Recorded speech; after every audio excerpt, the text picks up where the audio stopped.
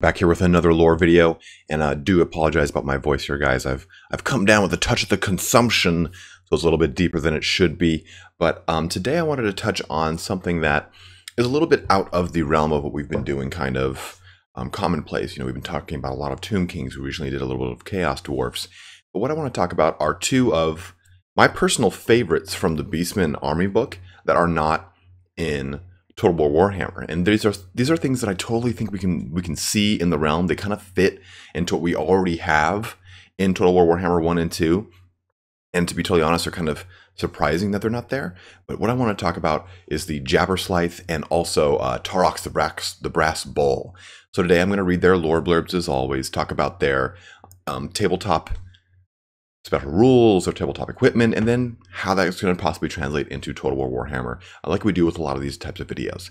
But I'm going to jump right into here to the Jabberslythe. Jabberslythes are amongst the most ancient and foul of all creatures of the deep forest. They are truly repugnant to look upon, having such grotesque and twisted features that even the clearest pools of water will not offer up their reflection. A sickening fusion of toad, sludge drake, and many-limbed insect, the Jabberslythe encompasses all that is unwholesome and vile about nature, and magnifies it 100-fold. Ungainly and clumsy creatures, Jabberslythes have mutated the better to catch agile prey, such as the flittering spites that buzz around their lairs, or the occasional ungor who strays too close. They have a thick, sickly, proboscis-like tongue that they can shoot out in the blink of an eye, capable of ensnaring and pulling a creature as large as a horse into the Jabberslythe's gaping mouth when it retreats. Under their hooded eyes gleams a predatory intelligence, and in place of blood, they have stinking vitriolic bile that spurts out from the slightest wound in great gouts of hissing black fluid, burning anything it touches. Hiding from a Jabberslythe is no defense. They have rudimentary wings that allow them short bursts of ungainly flight. Their vorpal claws can slice through oak, and they are terribly persistent when prey is in sight. But the most horrendous of all the Jabberslythe's weapons is its vile appearance. There is something so unearthly and unsettling about these beasts that even to set eyes upon one is to go immediately and permanently insane. Those that look upon a Jabberslythe for too long find themselves clawing at their own eyes and crawling in tight circles, babbling nonsense rhymes and gibberish tongue, shrieking with manic laughter, or even gutting themselves with their own weapons in their desperation to escape the nightmarish vision that has seared itself into their brains. These unfortunates are easy prey for the Jabberslythe, which will lumber towards its hapless victims with acidic drool spilling from the upturned corners of its fang-ridged maw. The beating of the Beastmen's war drums often serves to draw Jabberslythes from their lairs, for they know that there will be rich pickings indeed at such times. The sounds of braying, shouting, or even of celebration can be enough to bring a Jabberslythe lolloping and flapping from its lair, and they are always hungry. For their part, the Beastmen do their best to ignore the Jabberslythe, for even they are not immune to the madness of its curse. Yet even the least experienced warger will not drive a Jabberslythe away, for a gifted Bray Shaman can ensure their erratic and ungainly flight takes them in the direction of the foe, and not the warherd. The sight of a disciplined and enemy battle line crumbling with terror and insanity as the Jabberslythe goes about its gory business is pleasing to the Beastmen indeed. But the Jabberslythe really sounds a lot like the Hell Pit Abomination, right? This amalgamation of all these different things and this terrible twisted construct is very mutated and very just this perversion of nature. And that's a lot of what we see with the Jabberslythe. It's this basically this muck of mutation, you know, a toad, a sludge drake, many-limbed insect. It almost has like the traits of not a manticore, but a basilisk, but that turns things to stone, and this thing turns things insane. The Jabberslythe is this really cool model too. It's this huge, fat, bulbous, disgusting model. Like, honestly, I'm surprised it didn't make it into the game because it's got such a distinct look, and especially after we've seen the Hell Pit Abomination, we know that CA is no stranger to just disgusting looking models for the most part, and it has a lot of really cool special rules too. A lot of rules that I feel would really make the Beastmen, who are right now in a pretty bad condition in the meta, and this is 12/2/2017, so make that in accordance with whatever patch we're on right now. But The Jabberslythe can fly. It's a large target, so that kind of sucks. But it's got poisoned attacks and it causes terror. The Beastmen can always stand to have any kind of extra trick up their sleeve. Put it up their book is kind of difficult. But it has this aura of madness. So anything within 12 inches of it has to take a leadership during the magic phase. That's the tabletop rule. But how I would love to see this put into Total War is, what if that was like a one-time pop of Doom and Darkness, or maybe a 1 or 2, like it had charges on it. So you pop it in anything in an aura around the Jabberslythe, basically gets hit with the equivalent of Jabberslythe's Doom and Darkness. So a massive leadership penalty. I think that'd be a really cool way to get Aura of Madness in there without it being kind of too OP, with it being kind of somewhat controlled. And it's very, very thematic, kind of fits into this whole thing, you know. Let me read it here. Some of its members have gone irrevocably insane. And in fact, it says it has no effect on units that are immune to psychology. So just the same kind of thing we'd get from any kind of leadership hitting ability, or Aura of Madness would fit so well into like a Doom and Darkness type spell or ability. And kind of playing off of that, Slithery Tongue is another ability he has. Oh, sorry, Slithery Tongue. And basically, we've already talked about his tongue, how it shoots out and grabs things. It doesn't have an ability to draw things in with that, but it does just hit them. So rather than him having like a breath attack that shoots like a dragon does down a line, what if it was just a single target damage breath attack?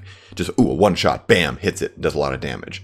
That would be really interesting to see. I could see this thing also having AP because it's such a monstrous, terrible, disgusting creature with its poisoned attacks, which would be pretty cool. Maybe even an anti-infantry characteristic to really give it some oomph, because it also has spurting bile acid. So anytime you hit it, you actually receive damage in the tabletop. And it'd be cool to see a lot more reactive type things like that in Total War Warhammer. We don't get a ton of those special rules, so it'd be fun to have. I mean, you do have a spell that can do that, and you've got some abilities that do that. But I'd love to kind of fall into almost like this Aliens-esque bile acid ability where you hit him and, oh god, the ship's falling fucking apart because we killed the aliens. But same thing with Jabberslythe. It's just, you hit it and this bile blood just starts decaying you and hurting you and burning you. Acid as it is. But it's kind of cool how they call it Vorpal Claws. If any of you guys that are really big fans of Lewis Carroll and the poem Jabberwocky, you know that that's the origin of Vorpal, the word Vorpal, Vorpal sword, Vorpal blade. It's like in every single fantasy game you play nowadays. Oh, the Vorpal sword of slaying +2.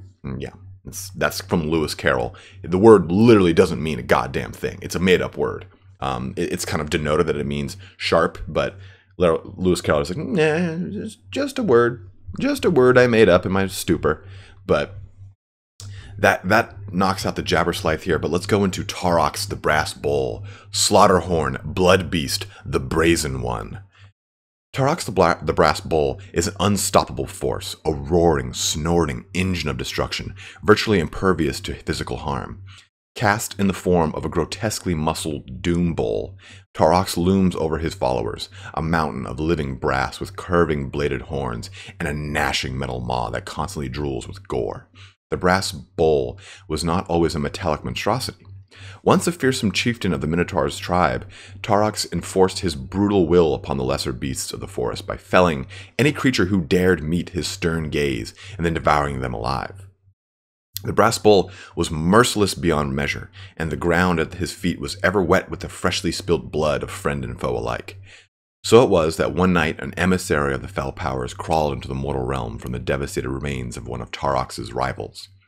The hell-born nightmare was sinew and crimson-skinned, coiled with unholy energy, and it met Taurox's gaze with its hollow black eyes. This proved to be a costly mistake. Before it could utter a single syllable in its dark tongue, Taurox grabbed it by its wattled throat and bit off its head. There was a moment's silence, then a violent thrashing as Taurox spasmed and shook. Seized by a vision of a world awash with blood and aloft with corpses, Taurox roared and screamed, biting and clawing at himself in his convulsions before taking up his axe and slaying every one of his tribe one by one. But he did not stop there. For a year and a day, Taurox raged across the land in a blind rampage, killing every living thing he could find. Tribes of beastmen, covens of witches, nomadic Stygian caravans, mercenary ogres, empire patrols, proud knights, two-headed giants, all fell to Taurox's boundless wrath. When he came upon the Vale of Leitberg, he killed so many citizens that a river of blood was born at his feet. Exhausted, Taurox collapsed into the crimson stream, and he would have died there and then, for his energies were completely spent. But the Dark Ones had uses for him still. Under a scarlet moon, Taurox was reborn. He rose up and bellowed his defiance, blood cascading from his now brazen frame, for the gods had rewarded his fell deeds with a body of shining metal. No more would he tire, no more would he have a moment's respite from the rage that consumed him. Taurox drank deep of the gory river he had made, and the blood sluiced and boiled inside his brass body, giving him unholy vitality. Clashing his rune-inscribed axes together in savage pride, Taurox set off once more and began the slaughter anew. This time he did not stop, and the brass bull will not stop until he is somehow put in the grave once and for all. You see this kind of this raving madman of a bull here, of a doom bull. You had kind of this corn berserker-esque doom bull, clearly after killing either what I can't tell is a bloodthirster or a bloodletter, the lesser demons of Khorne. But we have a really cool lord here because he's this really cool model too. He's huge. He got two massive axe cleavers, more cleaver than axe, and he's got the same kind of abilities that your Minotaur does, your Slaughter's Call, your Blood Greed, but he also has this brass body. And the brass body in the tabletop, I don't see it making a direct translation to the actual Total War Warhammer because of the special rule. And I'll go into that in just a second. But what I do see it doing is it'd be awesome if it had just a big bonus to his melee defense or his melee armor or melee defense. That's it, and maybe even a ward save or a ward save in lieu of the other two. You know, that's kind of OP as I say it out loud. But in the tabletop, and this is kind of hard to understand if you don't understand the rules of tabletop. But let me break this down real quick. If you were to attack me in tabletop, first you have to roll to hit me. Okay, you've hit me. Now you have to roll to wound me, because maybe you hit me, but it glanced off my armor, or I was able to parry the hit, whatever it is. So that's the kind of role play mentality of that. So you roll to hit, then to wound. Then if you wound me, I have to use my armor save against you. So you do a total of 3 rolls to see if you kill something. In tabletop, if you roll a 6 to hit him and a 6 to wound him, and I failed my armor save, then he dies outright, which is kind of cool because the way it describes here is Taurox is a towering beast of impossibly hard metal skin, but his transformation was imperfect because to spite a demon always carried consequences. Upon the throat of the brass bull is an area of flesh that may yield to a sword thrust both bold and true. So this is Warhammer's way of saying, hey, yeah, he's going to be this monster, he's going to have all this armor, he's going to have a 1+ armor save, but if you can't hit his throat, if you hit his throat, he's dead outright. Which is really cool to me. I love how they incorporate a lot of these type of rules in 7th edition, because Beastmen didn't get an 8th edition Army Book update before End Times. They just got killed off during End Times. But I'm not bitter, not mad at all. But you had the 7th edition here, and they had a lot of these really cool, very thematic special rules. Alternatively, he has his rune-tortured axes, and there's nothing overly special about these. They have the typical kind of, in tabletop, almost every special weapon ignores armor saves. Same thing with these. They also have flaming attacks. So the way I would see this kind of translating with him would be AP, flaming attacks, and maybe the rune-tortured axes would have something kind of like a super killing blow or something like that. Something that kind of is a souped up quick burst of damage increased with weapon damage or melee attack, something like that. Something to kind of fall into this thematic raving psycho Khorne possessed bull or doom bull that Taurox is. And I think Taurox is a character that we might not see until Total War Warhammer 3, if we see him at all, to be totally honest. But I think it's a character that we really need in the Beastmen roster. You've got Kholek, and Kholek can't really go toe-to-toe with like a Malekith on a dragon or any of those larger beast-oriented legendary lords, in my opinion. I think that a Taurox on here would be a great way to put... and Doom Bulls are already just terrifying on the... I'm sorry, Gore Bulls. We don't have Doom Bulls even, but Gore Bulls are already a terrifying presence on the battlefield. You bring 2 of those in your army, you're going to go lord hunting real fast like. And with the inclusion of Taurox, or even the Doom Bull, we'd finally have a way to get a lord out there that is as threatening as the Gorbel counterparts, because I feel like the Beastmen kind of need that extra umph. And also, they're huge, towering minotaurs. How would I not want this? Gore me with their tusks, I don't care. They're so damn cool.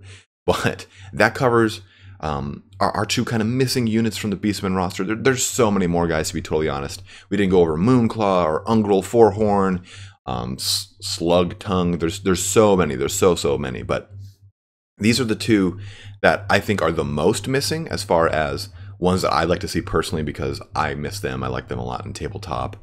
They were pretty pivotal in the tabletop arena. They have big models. They were centerpieces of the armies. So not having them in there is almost like not having Cygors and Giants in there, in my opinion. Like, they're very thematic. They kind of fit the role of it. I mean, I haven't even gotten to Gorgons. Those things are huge. But thanks for watching here today, guys. If you have any other units you'd like to see from other armies you'd love for me to do a quick lore video on, let me know. I'd love to start doing a kind of series on these of, hey, what's missing? Beastmen, these two units. Like, I'm going to start doing another series on the end times, and I'm not going to go into the end times. Don't worry, guys. I'm just going to tell you guys which characters die and which characters live.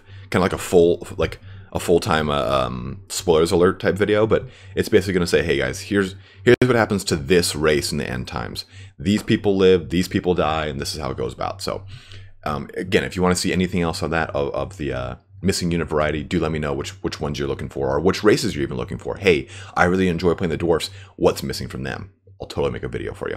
But thanks for watching here today, guys. Have a good one. And for those of you guys that wished me a happy birthday yesterday and attended the birthday stream, thank you so much. That was huge. It was a great way to ring in my 30s. But I will be doing a video here tomorrow where we do a stream here tomorrow where we stream Total War Warhammer campaign like we do all Sunday on every Sunday. We'll keep that kind of same tradition going. But thanks for watching here today, guys. Have a good one and take care.